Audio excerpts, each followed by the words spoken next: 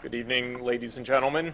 I'm Jeff Sachs, Director of the Harvard Institute for International Development, and I'd like to welcome you to what I think will be a fascinating evening. We're very lucky to have with us tonight some internationally renowned, outstanding academics that are working on an extremely important topic that goes to the heart of economic development, which is why at HID we're so excited to be part of this today and tomorrow. And that is the role of gender in macroeconomics and more generally in all aspects of economic life, including development issues, macroeconomic adjustment, and many other areas. The guests that we have with us tonight at Harvard, whom I will introduce shortly, have been working now for a couple of years in an important project known as the Gender Adjustment and Macroeconomics Project, which is an attempt to introduce key issues of gender into economic analysis, and specifically into macroeconomic analysis. Like Johnny Carson or David Letterman, the first output of this is now available at your favorite bookstores and publishers. It is a volume of very interesting essays that will be discussed tonight and will be the subject of an intensive discussion and debate tomorrow in a one-day conference that HID will sponsor on the topic of gender, development, and macroeconomics. Before turning the floor over to our speakers, it's always dangerous to give me the microphone. I'm going to hog it for just a couple of minutes to say that this issue, while very much needing intensive and increased analysis, has long been at the center of development debate and discussion, and is very much at the center of HID concerns. We find that in almost any country where we're working, issues of gender relations, the behavior of households, public policy with respect to education of girls, the organization of the healthcare system, and many other public policy choices relating to gender have a fundamental, if complex and not well understood, role in the development process.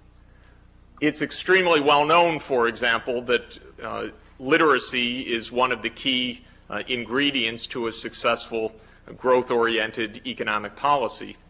And yet what we find around the world is still large parts of the world where girls do not get education, where the educational opportunities for girls lag miserably behind those of boys, where female illiteracy remains at shockingly high levels.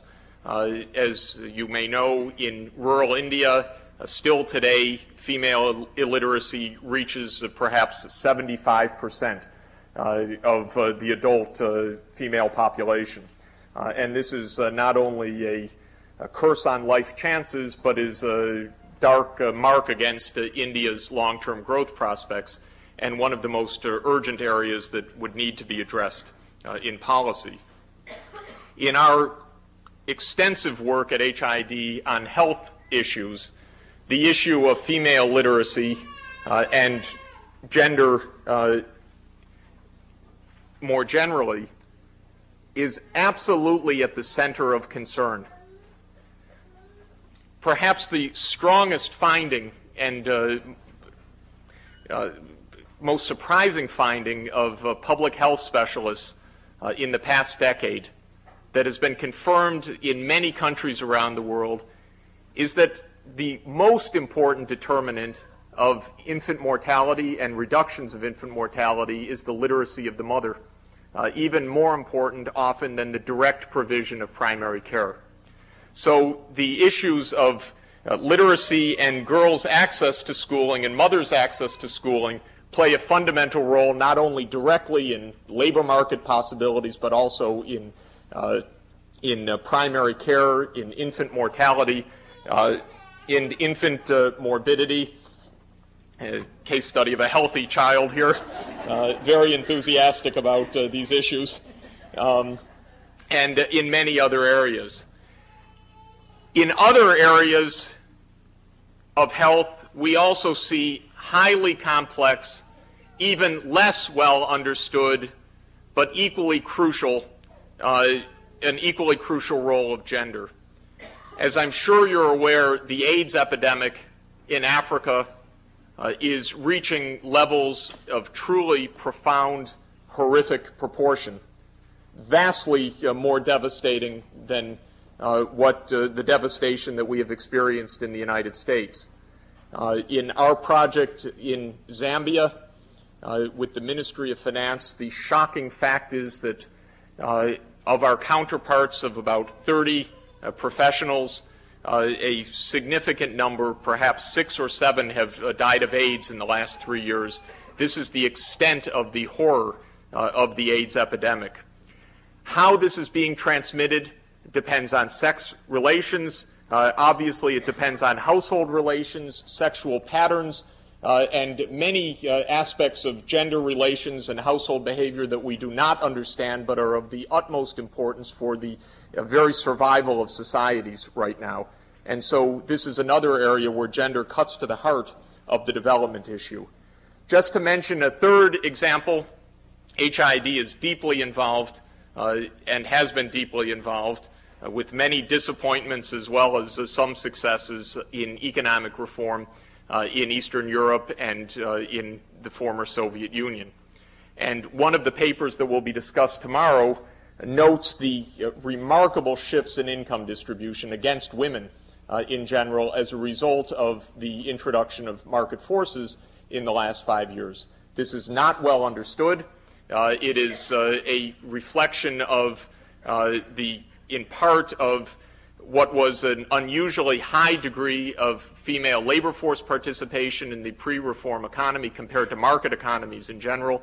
But it is an example very clear before our eyes of an important shift that is an implication or at least an accompaniment of economic reform that was not well anticipated and is still not well understood, although one of our star graduate students, Betsy Brainerd, has made important progress in understanding this. I will get yanked off the stage if I go on.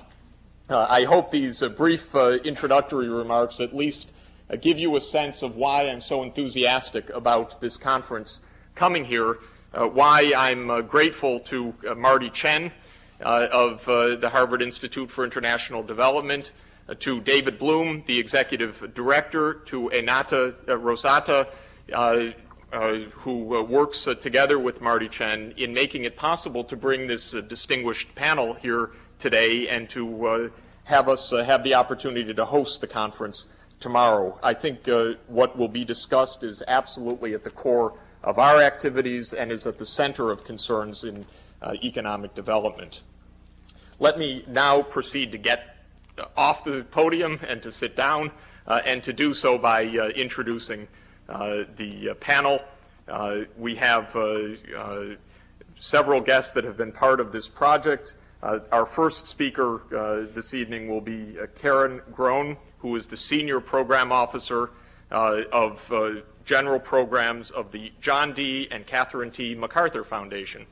So welcome. Thank you very much. Yes, please.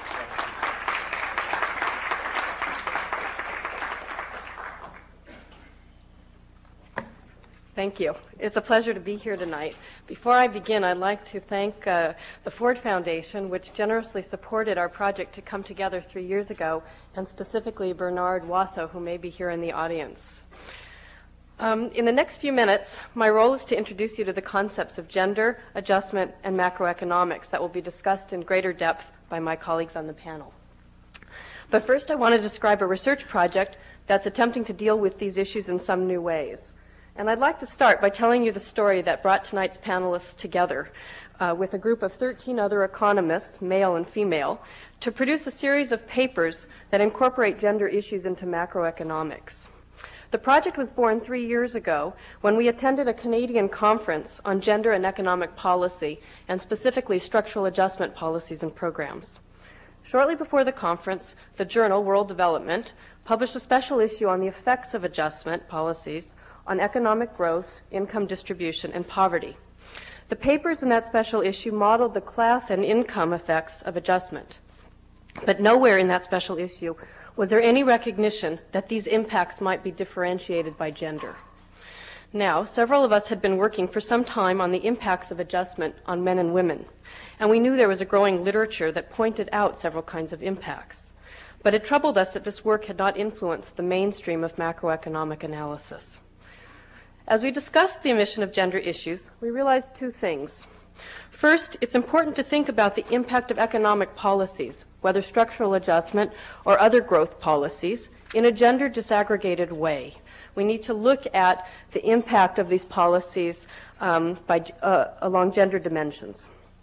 But we also need to think about the economy as a gendered structure, and to look at how gender relations themselves influence such macroeconomic aggregates as investment, consumption, and savings. This then was the motivation for our project. We asked the group to draft papers, which were presented and discussed at which were discussed extensively at 2 different workshops in Salt Lake City. The discussions were very rich, and they led us to a lot of creative new thinking that we didn't think was possible when we started the project. The final result is another special issue of the journal World Development, and I'll also plug it. I'm not so sure it's widely available in bookstores, but I do know it's widely available in libraries. And this issue appeared in November 1985. The work is still ongoing. Many of the authors that were involved in the original project are drawing out extensions of their work and continuing their research at many different levels of analysis. The papers in this issue are presented at 4 levels. There are conceptual papers that examine existing macroeconomic analysis in light of feminist concerns. There's empirical research that analyzes how the composition of the labor force or education changes with adjustment and economic restructuring. There's the development of different kinds of formal macroeconomic models that incorporate gender variables, and my colleague Neela Fursatai will talk about that shortly. And finally, there are papers that discuss the macroeconomic policy process within national governments and international institutions, and the variety of attempts by advocates of women's interests to reorient them. Now, I'd like to spend a few minutes introducing what we mean by gender, gender relations, and its implication for macroeconomics. The study of gender has a long tradition now in many, many disciplines, but it's relatively recent in economics, and Lourdes Benaria is going to describe the history of the introduction of gender in economics in some detail. It's made great headway in micro and labor economics, but it hasn't advanced as rapidly in other areas of the discipline. What is gender? Discussions of gender are often conflated with discussions of women. But we argue that gender should not be taken as pertaining to women, but should be understood as socially constituted relationships between men and women. I should emphasize that these relationships are constituted not only in the realm of culture or in ideology, they're also reproduced and reshaped in the everyday practices of how people make their livings. And it shapes the outcomes of those practices and is in turn shaped by those practices themselves.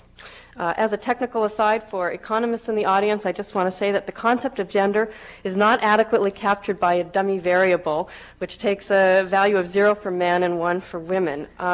This assumes that all other variables are not gendered, and it treats gender effects as a residual, and we'll come back to that, I'm sure, tomorrow in our conference. Excuse me for the technical aside. Seen this way, gender is the basis for a fundamental division of labor that characterizes most societies over most of history. It's the division between reproductive and productive activities. And I'm going to spend a few minutes on this because it's important for macroeconomics. Reproductive activities include unpaid responsibility for the care and development of children, the elderly, the sick, and other able-bodied adults in households. These activities include things that are common to most of us: food preparation, health care, cleaning and sanitation. And in rural societies, they extend to the collection of fuel, water, and other natural resources. It is these unproductive activities that are responsible for both the day-to-day and the long-term maintenance of the labor force. And as you all know, in most cultures and throughout most of history, women have borne the major responsibility for carrying out reproductive activities. Women also perform productive activities, income-generating activities, most of which are linked to the market. In many countries and over time, women's labor force participation has increased greatly. In some countries, this is as high as 70%, and in other countries, it's as low as 20%. But as is well known, their position in the labor force is inferior to that of men. They earn less, they're often found in different occupations, and these occupations usually have lower status than those where men are found. Even within occupations, women often hold different jobs than do men. Which occupations are filled by women may differ in different places. For instance, clerical workers in one country may largely be women, while in another country they may largely be men. But the point is that feminized occupations are usually inferior in terms of pay, hours, working conditions, and status. I'm going to come back to this in a minute. Let me turn to macroeconomics and explain why we think that gender may be important in this realm. Macroeconomic phenomena conventionally include national output flows, rates of inflation, financial booms and crashes, trade and financial movements on the external account. Macroeconomists generally concentrate on a short list of variables, and they explore how they interact as a system. At first glance, one might wonder what gender has to do with these aggregate variables. But our project argues that work on gender suggests that there are several insights that are relevant to this domain. I think I only have time to mention one. I was hoping if I have time I'll mention two. Macroeconomics generally takes the reproductive economy for granted. Models of economic restructuring, for example, give little attention to the implications for the reproductive economy, what I talked about a minute ago. There's an implicit assumption that the reproductive economy can accommodate to changes induced by macroeconomic variables, for example, supplying more labor. Since women undertake most of the work in the reproductive economy, this is equivalent to assuming an unlimited supply of female labor.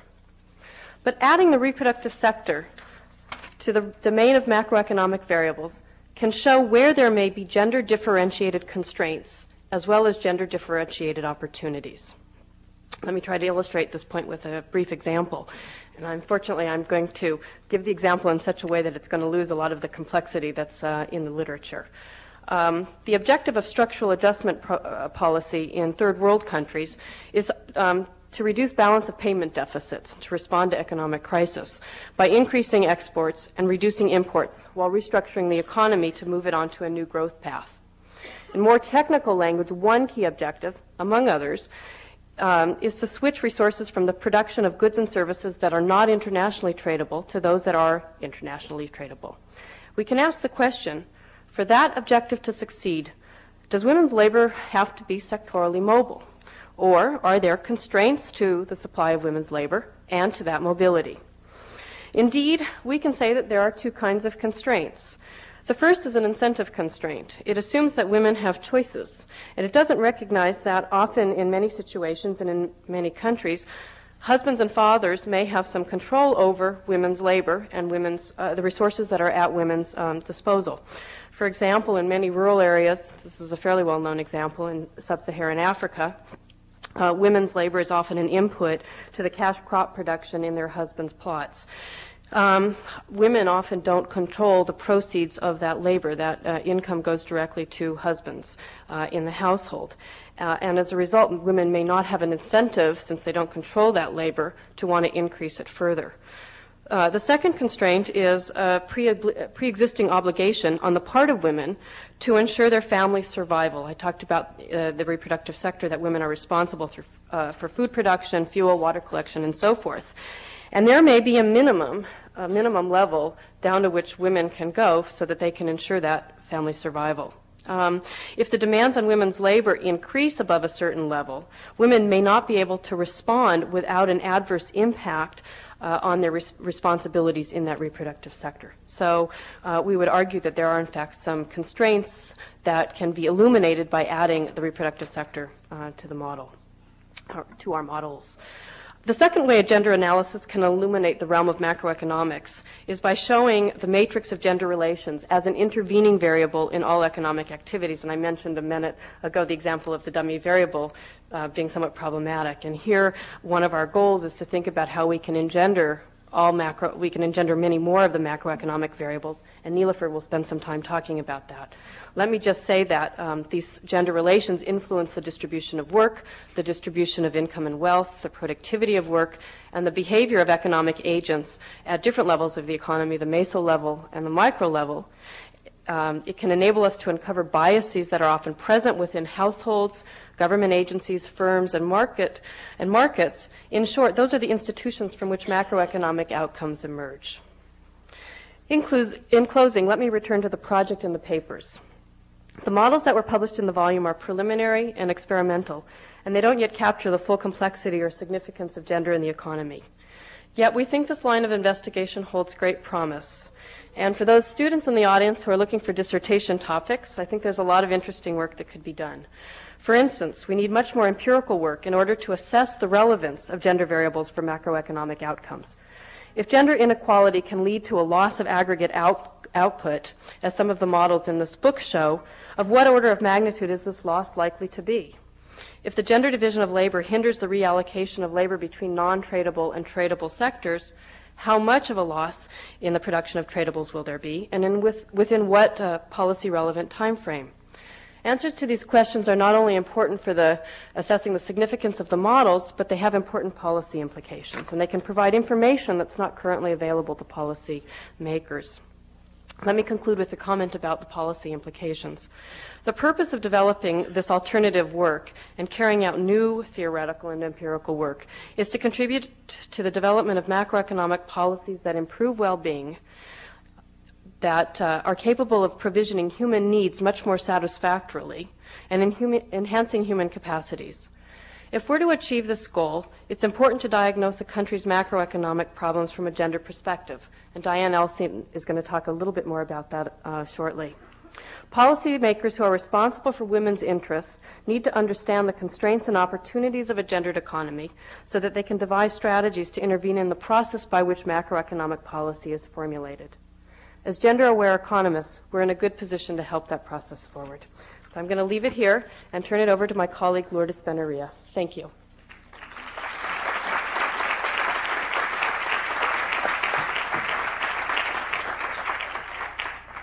Let me introduce Lourdes Benaria, a professor of city and regional planning and women's studies at the School of Urban and Regional Planning and director of Latin American studies as well. So that's many hats, many responsibilities at Cornell University.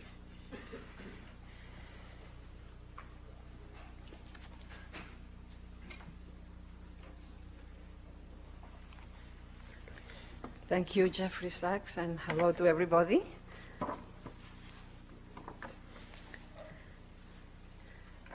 The project that we are involved with has as one of its basic objectives to include gender as a central category of analysis in economics, an effort which is quite new. But what does that exactly mean? The question, I think, is important and it's relevant because economics is a field that has a rather long history of dealing with gender-related issues way before the women's movement made these questions prominent. These issues ranged from an effort to analyze and understand wage differentials back to 1918 when Millicent Fossen, an English economist, discussed it, to the 1950s analysis of women's labor force participation in order to understand why women were entering the labor force in increasing numbers at a time when family income was increasing, and therefore it was running against conventional wisdom that they would increase their labor force participation. So that generated a set of studies and literature on the issue. To the new household economics originated in the 1960s, but continued through the present time, and which is focused on explaining the allocation of time and the sexual division of labor within the household. However, I want to argue here that these projects did not have gender as a central category of analysis. So let me first define again, since Karen already mentioned this, define gender in order to pursue this argument, or perhaps remind us of, because I'm sure this audience already knows what gender is, but just to remind us. I want you to go back to historian and feminist Joan Scott, who has defined gender as a relational category rather than a static category, something that is always changing in the process of moving, a dynamic category, as a way of talking about systems of social or sexual relations, or as a constitutive element of social relations based on perceived differences between the sexes. For Scott, gender involves 4 interrelated elements: cultural symbols, God is a man, normative concepts, what's a nice girl like you doing in economics,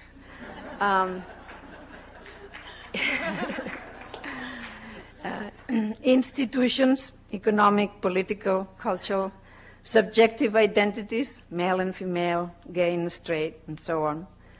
That is, once we take into consideration the size of these 4 interrelated elements, we can say that gender is everywhere. These elements are wider than gender relations, but gender relations are embedded in all of these elements. And in this sense, gender constitutes a primary way to decode meaning, which is by using John Scott's words, or also we can say it's a way to understand the complex connections among various forms of human interaction. Or, again, John Scott, a primary way of signifying relationships of power. That to put it in very plain words, gender is a way to understand the way the world functions. To quote another feminist, this time a philosopher, Elizabeth Minnick, she says, to think about gender is to bring to center stage something that has influenced all thinking from behind the scenes, thereby allowing us first to see and then to question its directional power. In this sense, gender, she argues, is a strategic concept. That is, it's a strategic concept to understand the world, and to understand a specific discipline and what it does, such as economics. Now, this sort of profound and all-encompassing definition of gender or notion of gender is very much a product of the feminist theory of the mostly developed during the 1980s. But it really had not been integrated in a fundamental way into economic analysis until very recently, I would say late 1980s and early 1990s, still very much underway. The different efforts to incorporate women's issues in economics that I mentioned earlier, for example, focused basically on market relations and on how men and women fared in the market, but not on gender relations. They didn't question the ability of the models used to capture the roots of discrimination, of market discrimination, wage differentials, or the sexual division of labor within the household. These roots are to be found in our understanding of gender and how it works. Essentially, they followed what Sandra Harding has called the add women and stir effect. You just approach. You just add women to the models and see what happens. That is, using the basic models and accepting their assumptions, they added women to better understanding the functioning of the market or the functioning of the household, for that matter, but without focusing on the questions raised in Scott's definition of gender or in the questions raised by feminists. To be more specific, the new household economics represents an effort to apply neoclassical models to an analysis of time allocation, as I said earlier, to the sexual division of labor within the household, but based on the assumptions of a harmonious household and a process of joint utility maximization, these models are not conducive to ask, let alone answer, the type of questions that focus on asymmetric gender relations, inequality, and therefore to explain the significance of gender dimensions in economics and in the economy as a whole. Even when these models are used by feminists, these questions remain trapped, somewhat or totally, in models that have been designed for other purposes and which are basically androcentric in the sense that they carry with them a men's vision of what type of questions are important. In this way, this analysis is not transformative. It takes as given what feminists want to change. And one example that I can give is, for example, Becker's analysis of specialization within the household. To begin with, it takes as given the skills that men and women have. Based on those skills, then his theory shows who is going to specialize in what, who is going to predominantly work at home and who is going to predominantly work in the market.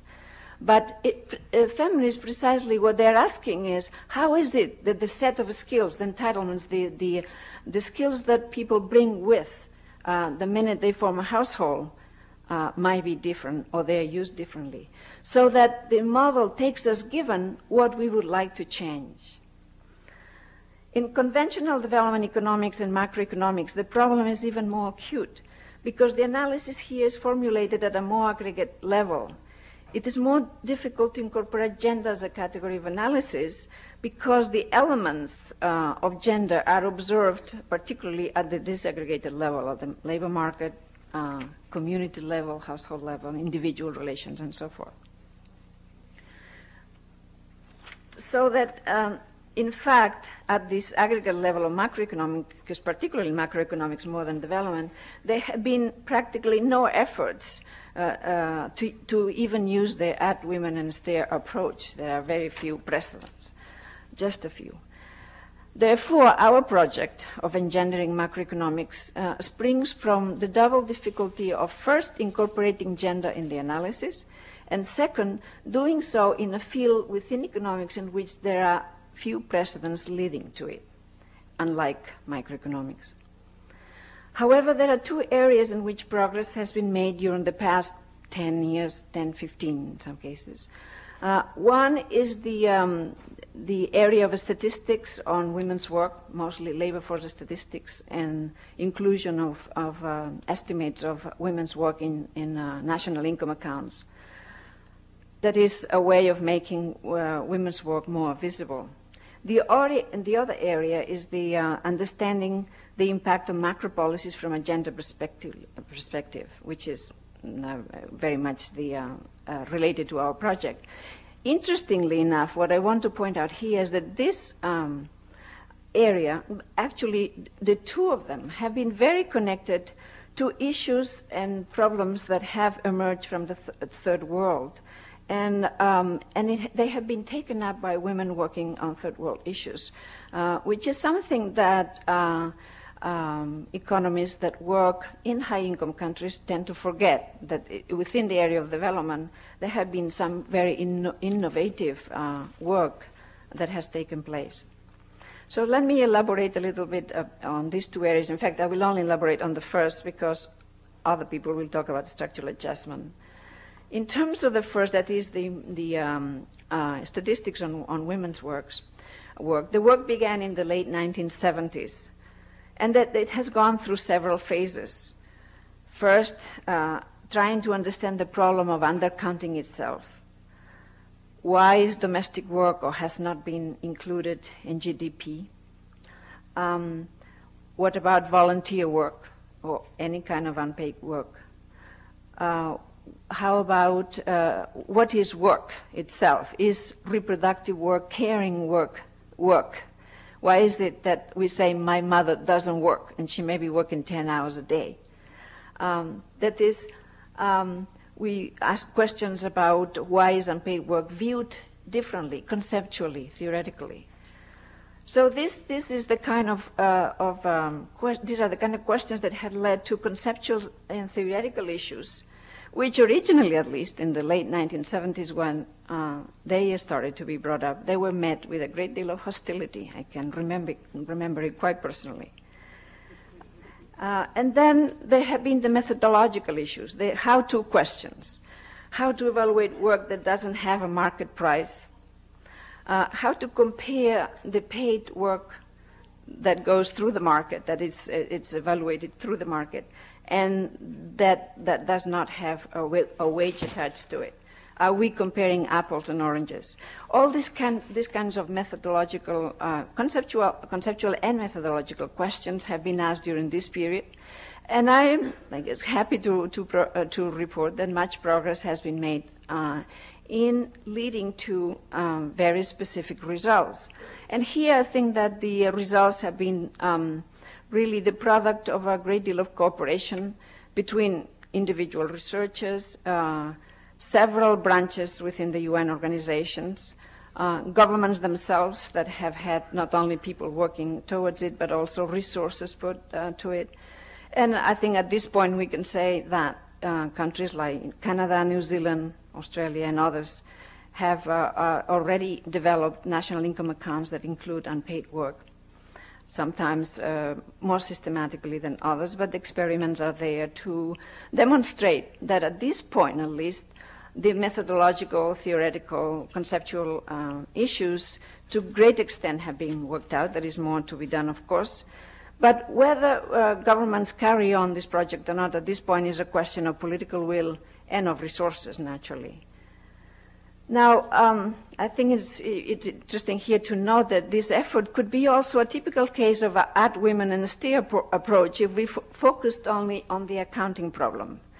I remember when on the, at the Nairobi conference of the third UN Conference on Women, the forward-looking strategies, the final document incorporated into it a call to governments for including, for coming up with the statistics on women's work. I remember thinking, how is this going to change women's lives?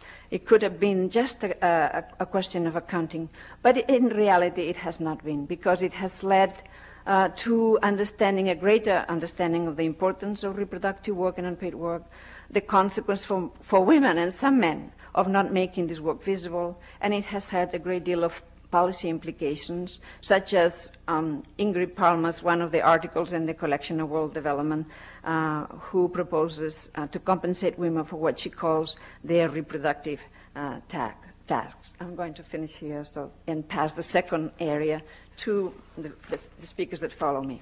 Thank you.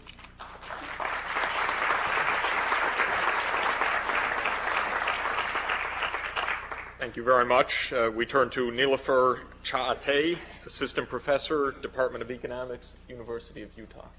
Did I get that right? Okay. Thank you. I'm very happy to be here, and I want to thank the organizers, and particularly Marty Chen, for making this event possible. I'm going to address the question of engendering macroeconomic modeling, and especially I'm going to raise two questions. One is, why do we do gendered macroeconomic modeling? Or to rephrase what Lourdes was saying before, why is a nice girl like you not only doing economics, but on top of that doing macroeconomic modeling? And secondly, the question of how do we actually incorporate gender into macroeconomic models. So those are the two questions that I'm going to address and try to answer. The question of engendering macroeconomic modeling, why do we do that?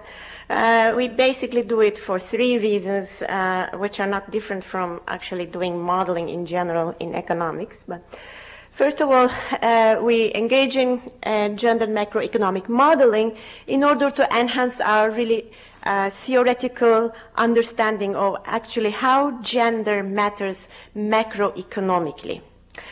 And secondly, of course, we do modeling in order to formulate an empirical research agenda, because in the context of thinking about modeling and the relationships within a model, we also realize and discover how little we know empirically. So it also helps us develop an empirical research agenda.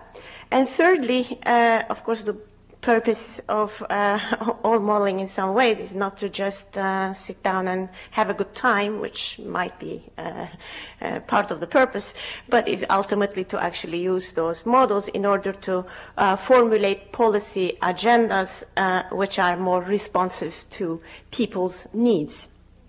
And therefore they are more relevant and effective policy agenda.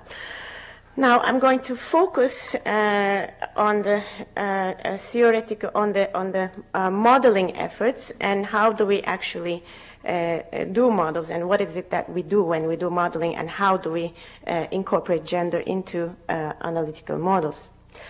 Now, in the last 20 to 30 years, as my colleagues pointed out before me, we have accumulated a lot of wisdom in the form of feminist economics on aspects of economic life that have to do with gender. And we actually have a number of regularities that we observe, which we can refer to as stylized facts. These are generally not very uplifting facts, a little bit on the depressing side, but it's good to come to terms with them. So one such example of a stylized fact is that there is a gender gap in earnings or in wages across all societies that have been studied. When we control for variables that contribute to workers' productivity, we nonetheless see a difference in the earnings of men and women, and that, of course, is what we call the gender gap in earnings. Similarly, as Jeffrey Sachs mentioned before, and my colleagues mentioned other stylized facts, there's a gender gap in education, gender gaps in nutrition, and so on. And so on. So that's why I call them a little depressing if you care about gender equality. But these are important not only from the perspective of trying to understand exactly the nature and extent of inequalities, but these stylized facts are also important for us from the perspective of understanding how gender differentiation and how gender actually has an impact on even on the traditional macroeconomic outcomes that we think about, such as, for example, the growth rate of the economy. So here the point is not only to think about how economic growth or development has gendered impacts, if you will, but to think about how gender and gendered variables and inequalities themselves actually influence very traditional macroeconomic variables such as the growth rate, so the overall behavior of the economy. So this is actually what we do when we do modeling, is to take these stylized facts, and we also, of course, have some intuitions about how these stylized facts could come into play with some of the usual macroeconomic variables we use in our macroeconomic models, and then try to trace out the interplay and the interactions and the implications of these varieties of stylized facts and how they play themselves out in the context of a hopefully coherent macroeconomic model. Now, in our research, we have actually identified at least four different approaches to modeling. Now I'm talking about how we actually incorporate gender into macroeconomic models, and there are four different approaches that we have identified, and I'm going to first name them and try to give you examples as my time allows. These four approaches are what we have named A, the gender desegregation method, B, the gendered macroeconomic variable method, C, the two-system or two-sector method, and D, the combination method. Now, let me try to explain what the gender desegregation method is. This method involves actually desegregating the macroeconomic variables in the economy by gender. And it is in some ways similar to the use of class as an analytical category in, for example, classical or post-Keynesian macroeconomic models, where you say, for example, the propensity of savings of the capitalist class is higher than the propensity to save of the workers. In the context of such models, if you distribute income from workers to capitalists, then this would lead to an increase in the aggregate savings in the economy, and then from there on you can connect to the growth rate, etc. So just like the way we use class in such models, we can also desegregate by gender. And to the extent that there is a behavioral difference between men and women in terms of, for example, consumption, we can then trace out its implications for the macroeconomy. Let me now start out by a stylized fact and try to say how we can use this stylized fact in the context of this gender desegregation method. There is a thesis that is called the good mother thesis. It's the other side of the bad father thesis, but we're polite and we call it the good mother thesis.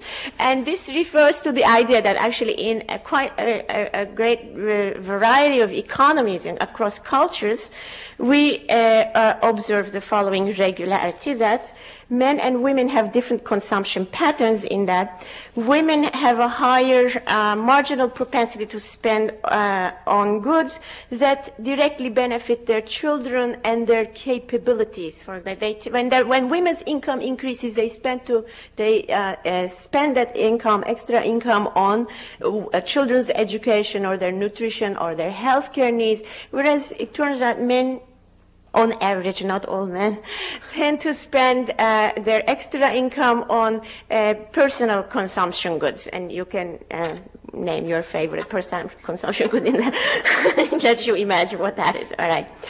Now, now, here, the intuition here would be that, our intuition would be that if you distribute income from, for example, men to women, then this, we would argue, I would argue, our intuition would be then the productive capacities of the next generation is going to be enhanced. Now, actually, given that education and nutrition and health are important indicators and determinants of productivity, this means that intergender distributions can lead to actually different outcomes in terms of growth. So that is just an example, and one can take this intuition and actually show it in the context of a formal model.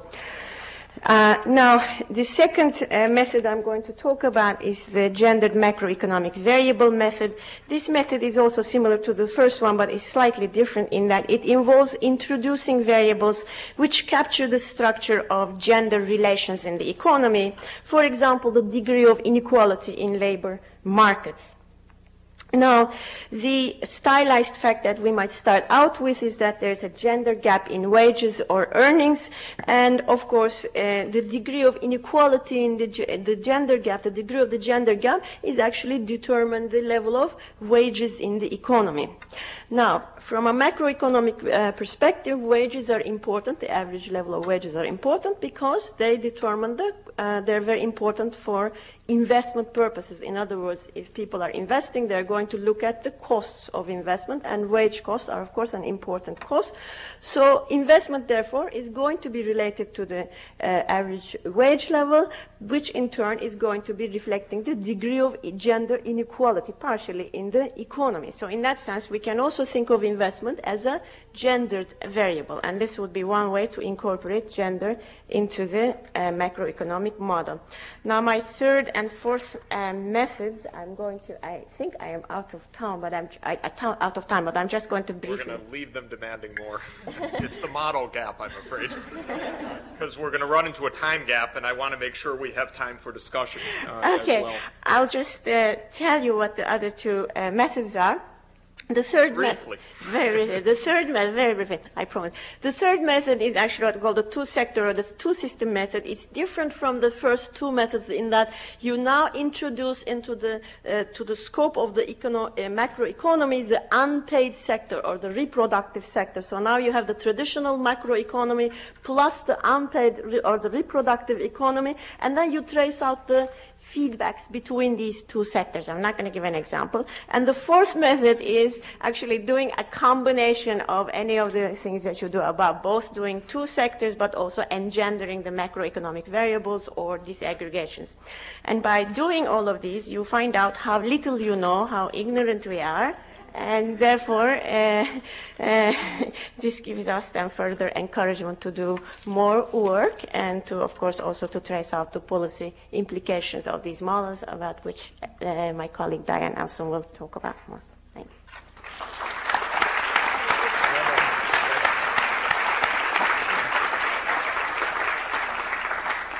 Our fourth speaker is Diane Elson, Professor of Development Studies and the Graduate Dean of Economics, Social and Legal Studies, University of Manchester. From England, welcome to New England. Yes, this is my first visit to Boston, so I'm very pleased to be here, and I've been enjoying this wonderful weather. So it's left to me now, as the final speaker, to actually deal with the awkward question, does any of this make any difference to the real world? Is any of it, we've got some nice research agendas, and I think lots for those of you who are thinking of what to do for your dissertation to pick up on. Some things that we can certainly argue about with fellow economists, and doubtless we shall be doing that tomorrow in our conference tomorrow. But I think for many of the rest of you here, the question will be, is this going to make any difference to the real world? I want to talk a little bit about this on the basis of two projects that I'm involved in at the moment that try in a small way to move us a bit out of the ivory towers of the universities and into the real world. One is a project that I'm working on with a task force of the OECD Development Cooperation Women in Development Group, a big mouthful, but I think for a quite effective project, which is looking at gender issues in relation to the aid which bilateral donors give, which is increasingly linked to programs of policy reform, and addressing a need that many of the gender specialists in those agencies felt that as much of the aid moves away from the project level, where we'd all worked out lots of things that we could do to bring gender in and to transform the processes, as the action started to move more to macroeconomic level and to aid related to programs of policy reform, the gender people were left out of things, and they were told, no, projects is your thing, but when it comes to macroeconomics, that's something for the economists, and gender doesn't belong there. So that's one area where some work is going ahead. And the other is an area which I'm starting to do some work on with the Commonwealth Secretariat. Commonwealth Secretariat was one of the organisations that first took up the issue of gender in relation to structural adjustment and raised the issue of the differential impact of structural adjustment policies on men and women. Well, now they've been persuaded, partly by the work of this project that you've been hearing about, to move on to look at the other side of the coin, to look at some of the ways in which gender relations and gender inequality structure macroeconomic outcomes and impinge upon macroeconomic policy processes. And we're planning a project which will look not at household budgets, where a lot of gender analysis has been done, but at national level budgets, at tax policy and at expenditure policy, and looking at both the incidence, who gets the costs and benefits, but also on the policy process, how these decisions are made, whose voices get a hearing in the policy process, on what information basis, on what kinds of concepts of the key linkages in the economy is this policy based. And we're hoping to do that not just in developing countries, but also in developed countries. Because I think the other thing we want to do is to say we've got a lot of insights from our work on developing countries, and many of the gender gaps look much more obvious in developing countries. When it's a question of basic literacy, the gender gap there looks very obvious. But I think there are also important policy questions for economies like the British economy, like the American economy, and we have to start taking up those issues in relation to macroeconomic policy in industrialized countries, in rich countries, as well as in poor and agricultural economies. I think this means doing several things. It means picking up on some of the points that people have made earlier about the economy being a gendered structure. It's important to emphasize issues like literacy and health and their relationship to the variables that economists are interested in, but it's also important to look at savings, investment, the balance of payments deficit, the budget deficit, and show how gender inequality is related to them. I think it's both a matter of extending the policy agenda, but also of transforming the policy agenda. Because I think the other thing that we're concerned about is not simply adding women and stirring a bit further in a new area, but of transforming the way that people think about policy and who gets involved in policy making. This partly means, I think, helping to demystify economic policy making at the macro level. I think people find it who are not economists, find it much easier to understand what's going on when we're talking about labour markets, when we're talking about households, because there are people quite evidently involved there. It's much harder when we're talking at the macroeconomic level, because there don't seem to be any people there. There just seem to be these economic aggregates and lots of jargon that only economists can understand. And I think one thing that a feminist perspective on macroeconomics can help to do is to demystify macroeconomics and to help people make the connection between the macroeconomic variables and the things that people are doing every day in their lives, not just in their paid work, but in their unpaid work. One of the things that we've been trying to do is to help economists see linkages that conventional economic models have not revealed or emphasized, to help them write their policy documents in ways that emphasizes linkages which are not there. And I'll just give, which are not there at the moment, which are invisible. And I'll just give an example there from some work that I'm doing with some colleagues at Manchester, some of whom are here this evening, Barbara Evers in particular, looking at three economies, looking at Nicaragua, looking at Uganda, and looking at Pakistan, and trying to help people working in bilateral donor agencies look at these economies in different ways to provide a different framework for the decisions they're going to make about the forms of aid that they're going to give to these economies. So we're trying to move people on from a stage at which they write their country reports with a diagnosis of the problems facing the country, with some suggestions for the policies that ought to be pursued, and in which questions of gender only come in the section of the report that's on social development, and are only discussed in relation to education and to health, and maybe to children, but quite divorced from the economic end of the report.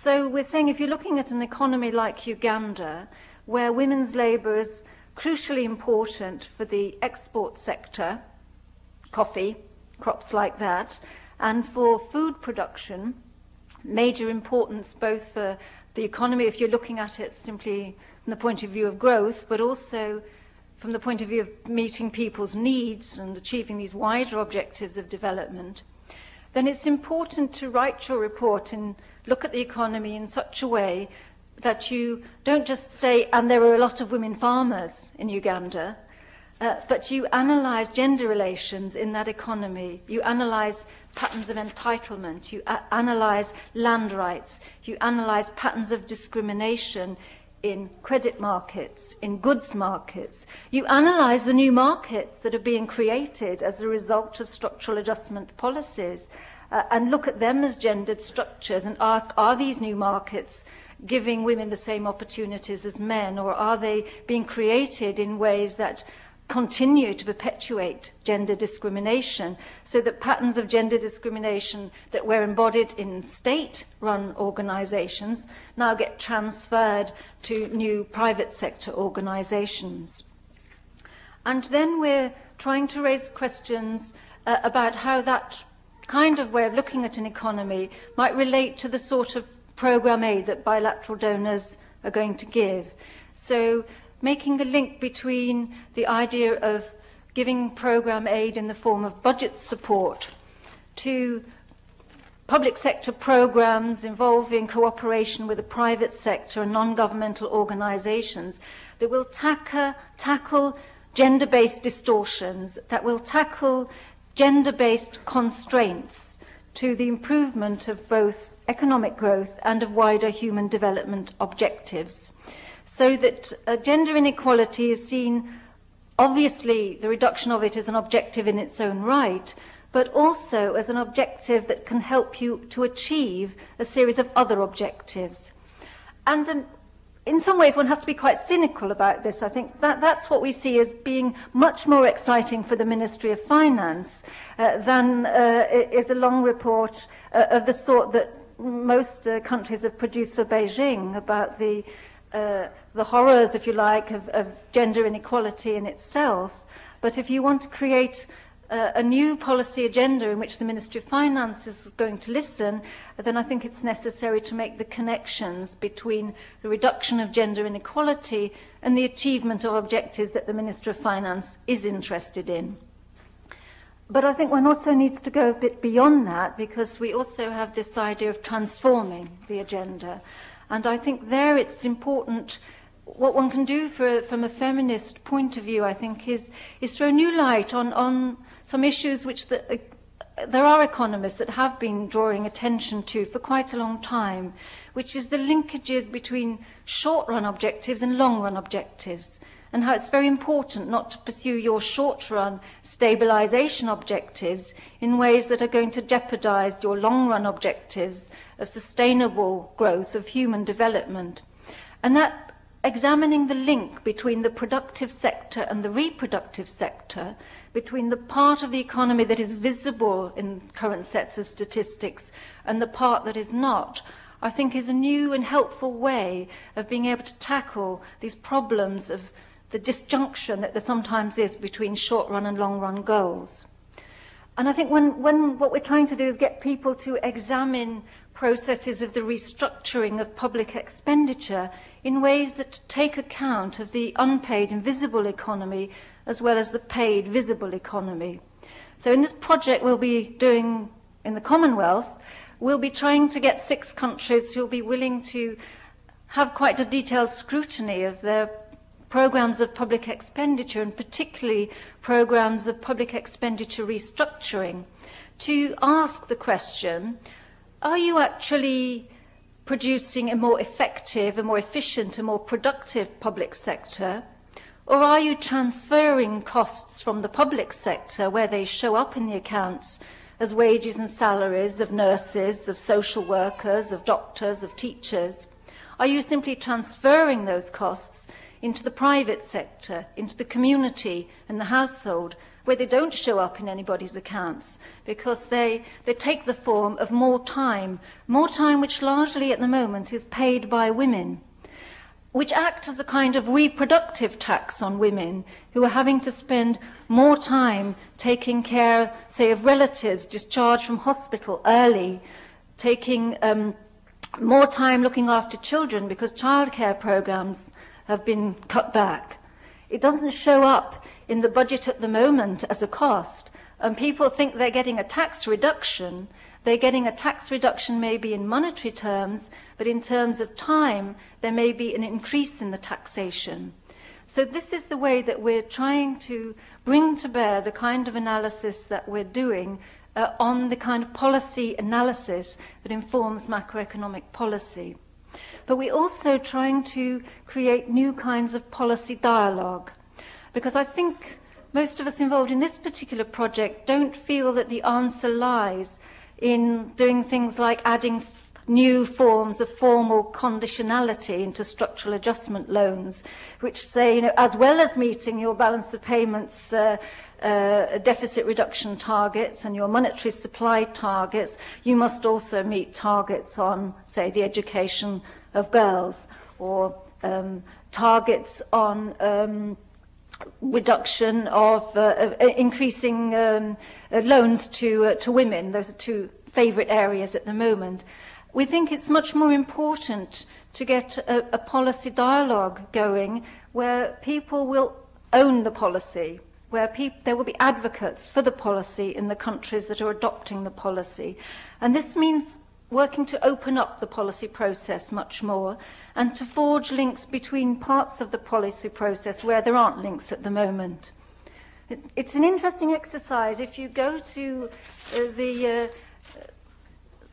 ministries of any country and you see where the Ministry of Finance is, and then you see where are the offices of the Ministry of Women's Affairs, if indeed there is a Ministry for Women's Affairs, at the other far end of the building, I think, not in the marbled halls, And what we're trying to do is create a policy process which gives those ministries which do have some expertise at the moment on gender issues more role in, say, interdepartmental committees that will consider the policy process.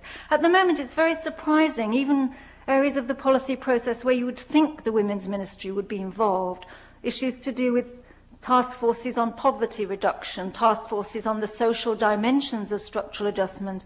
We have found that the Women's Ministry isn't there.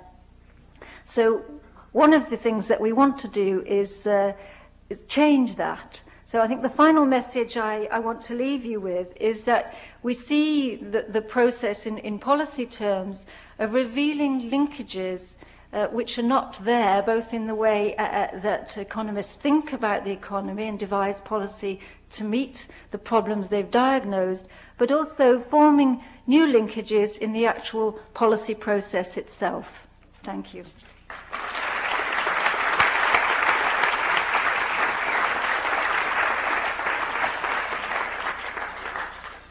You have to hear from an economist again, even worse, a macroeconomist. Can I invite people to come for questions or comments? And while you do, I will again hog the floor as informal discussion just to raise a couple of points about where I see the state of the research agenda. You've heard and you can read in World Development why this topic is so important. And I think there's no doubt that it is extremely important. And there's no doubt that the links of income gap or education gap, nutrition gap have profound effects on macroeconomic outcomes, including growth, infant mortality, and the like. I think it's also clear that standard economic models don't explain all of this. But I have to admit I have a complaint, which it's not a complaint, it's more of a what I think in a very difficult area involves the future research agenda. And there really are 2 points here that I would stress. Strangely enough, in the work up to this point, there really is no attempt that I can see, and I stand to be corrected, but no attempt yet to actually measure empirically gender. So there's a definition of socially constituted relations between men and women.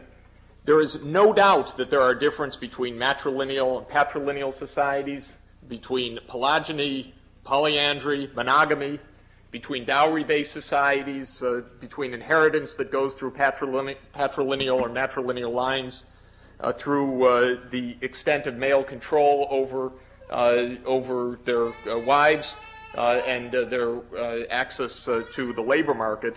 These are huge differences around the world.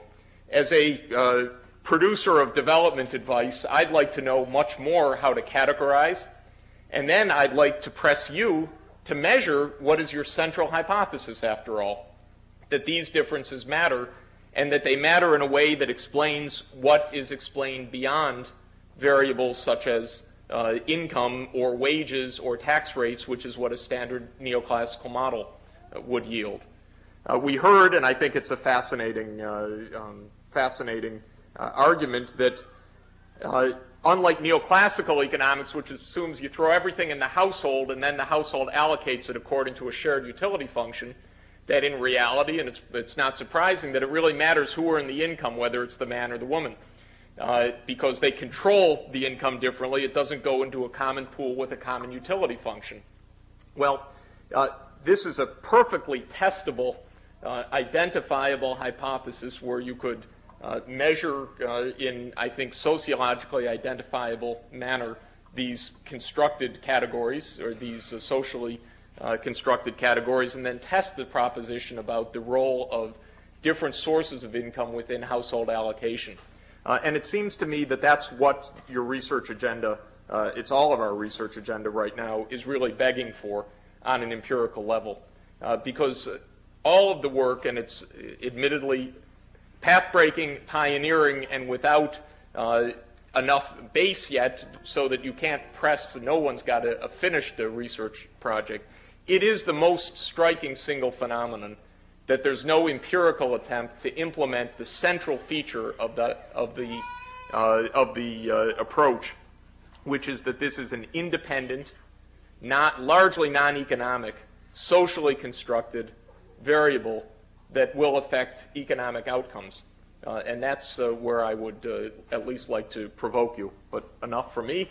Let me turn the floor over, please. My name is Mary Kalina, and I work with the International Women Count Network. And I want to begin by expressing appreciation to Lourdes Beneri in particular for your remarks on the progress of the issue of women's unpaid work in the home. I just wanted to add to that I think it's not often recognized that this issue has not been an overnight success, as I say, in entertainment industry, but it's taken decades of organizing by women internationally to put this issue on the agenda of governments, the UN, in the academy, and in many other areas. And it's an issue that many women internationally feel very much to heart. And in fact, it was the Women Count Network and the Wages for Housework campaign which coordinates it, which in 1985 pressed for the decision that you mentioned in Nairobi that governments count unwaged work in the GNP. Since then, we've been working to publicize the issue, and we sent a 50-person delegation to the Beijing conference, and I'm happy to report that we were able to get governments to commit to even more specific language on measurement and valuation of unwaged work in satellite accounts of GDP, including measurement of simultaneous activities, which has been an issue in these models because they're very linear and don't take into account the intensity and complexity of women's unwaged work. So you often get studies that say women do 1 hour of childcare a day and other absurdities. You, I believe, had said what's now necessary is the political will to implement these decisions, and I would agree with that, and also add that what is also required is the academic will, that we really need economists who are behind this issue, that we can work with, who are accountable to women who are in the grassroots, who are organizing in the trenches on this issue, not because it's interesting or because it would help a macroeconomic model, but because it would help their day-to-day lives in immediate economic ways and in ways that aren't so immediately obvious. As women as our contribution becomes more recognized, I think that our position, whether it's in the legal system, political systems, and so forth, is going to be much more highly recognized. And that, I think, is the answer to the question that was raised of what difference does this make? Women who are suffering from structural adjustments, from welfare reform policies, and other kinds of areas, this is why they're organizing on this issue, because it is a bread and butter, and often, in many cases, a life and death issue for women internationally. Thank you. If it doesn't end with a question mark, we'll go on to the next. Thank you. My name's Elizabeth Lee, and before I throw in my loose cannonball, I want to say how really heartening I find it to hear people talking about economics in terms of people and people's lives, even macroeconomics.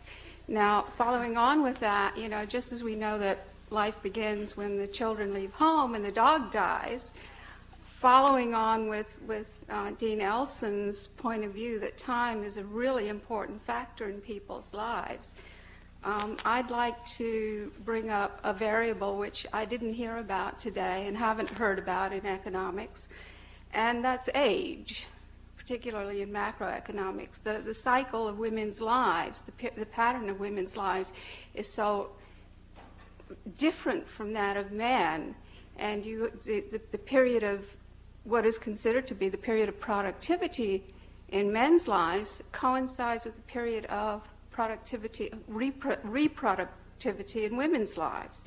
So this is the period of time where traditionally women have been tied up. As somebody put it, the tenure track is the same thing as is the same period of time as the mommy track. And so what happens, I think, is there's a period in women's lives when they feel released from these time constraints. And also, that's the same period of time when they're considered perhaps to be beyond the most productive in traditional economic terms. Now, I'd like to ask whether anybody on the panel is factoring in age and these differences, gender differences between the patterns of life, and the issues about age as an economic factor. I think that's an excellent point, and I think one of the ways this has been addressed in some of the thinking about in macroeconomics is about the interaction between what we've called the productive sector and the reproductive sector. And I think what it implies is that it's the interactions between these two sectors, how they're structured at the moment, do penalize women because of this different age structure. So I think it means a lot of changes in the way that employers value people, the way that they use age as an indicator in their hiring practices. And I think the critical thing for me is for there to be no loss of seniority, for instance, for women when they've been on the mummy track.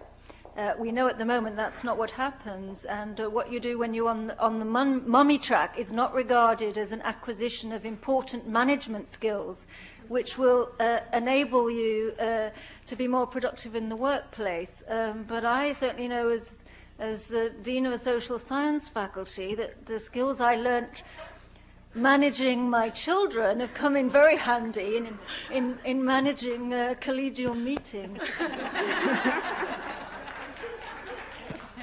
So I feel one of the ways we have to tackle this age problem is by changing the way in which employers of all kinds respond to this difference in the life cycles of men and of women.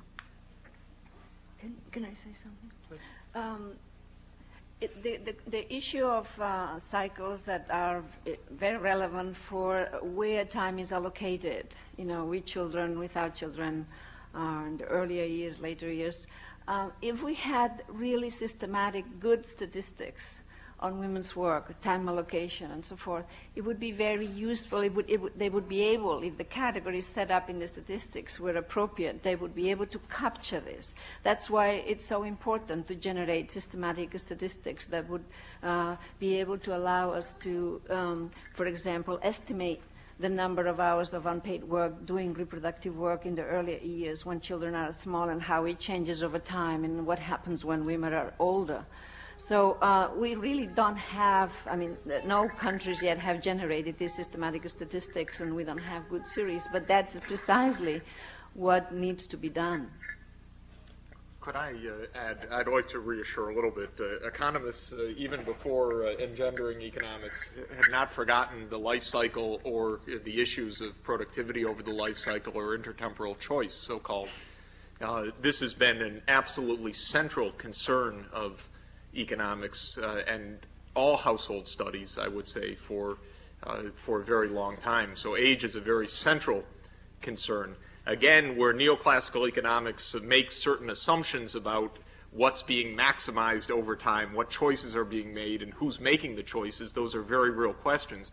But the notion that there is a life cycle and that there are implications and choices to be made has been at the core of a great deal of thinking about saving investment, labor force participation, education, training, childbearing, and with a great many, I think, very successful empirical studies of how market alternatives interact with the life cycle for men and women. So it's not as if this is an empty set. This is a core concern.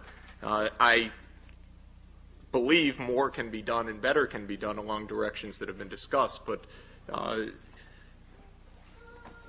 it's not all as hopeless as it looks in the mainstream discipline. Yes, thank you. Hello, my name is Diane Gregorio. I'm with Oxfam America, which is a private international development agency. And my question to the panel has to do with getting your thoughts on how to continue to develop the political will for integrating gender into macroeconomics. More specifically, what you think the role of NGOs and civil society is in this question of integrating gender into macroeconomics, and specifically what you see to be the levers or entry points for policy reform that will allow some links to be created between economists like yourselves and grassroots activists?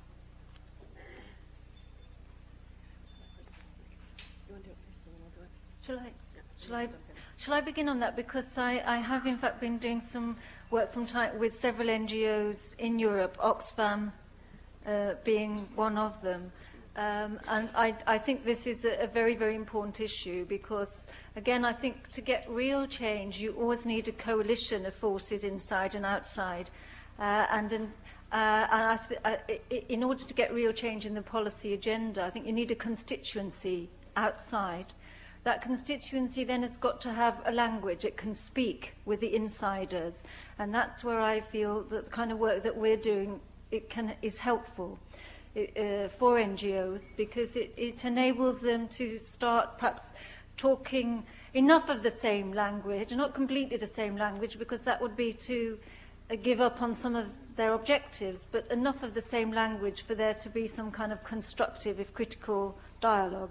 So I think it's very important, and I think work with NGOs on this issue is quite critical. So I think, for instance, in looking at expenditure policy and on tax policy, I could see NGOs being able to do things like organising national hearings or audit commissions or something that would be asking questions about tax and expenditure policy in some kind of public forum like this. I mean, I would see this as being an ideal way in which NGOs could start raising voices about the gendered pattern of the costs and benefits of public expenditure in ways that would play to their strengths and not require them to acquire all the kind of the technical analysis which won't play to their strengths.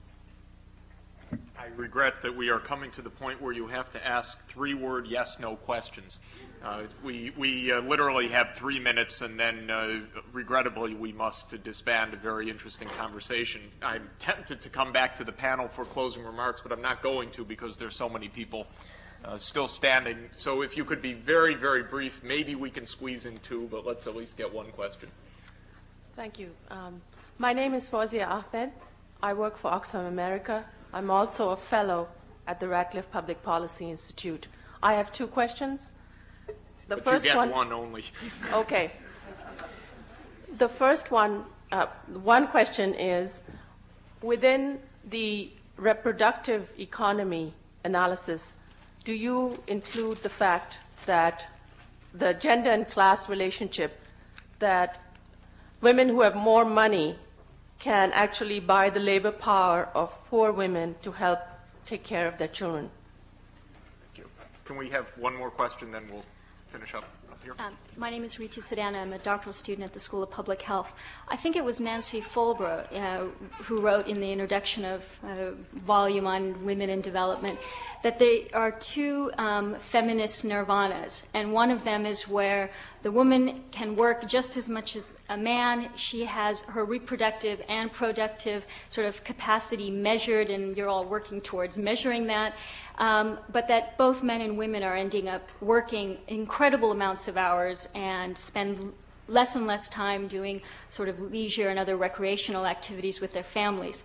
The alternative nirvana is one where men and women together have redefined reproductive and productive roles so that they can share more of the reproductive tasks together. And I would like your comments on your implications for the work that you're doing in terms of the transformation. Which will we reach either one of those nirvanas, and which one is more likely? So the question is yes or no. We have 30 seconds. Okay, the paper, the question about the class relationship in the reproductive economy. Yes, we do take the class relations into account. We emphasize gender a lot tonight as something we incorporate into these models, but we don't forget there's race, differentiation by ethnicity, religion, sexual orientation, and so on. And as a matter of fact, for the reproductive economy, there is a paper that is being actually worked on by a colleague of ours right now at this very moment, which actually focuses on how middle-class women can buy the labor of poor women for the reproductive economy. It's not in this volume, but there is a paper actually on that issue. Any on the last? On the nirvana. Nirvana, yes or no, 10 seconds. The second kind of nirvana is the nirvana we would, if I may say. So. I would like to thank everybody very much for participating and thank the panel.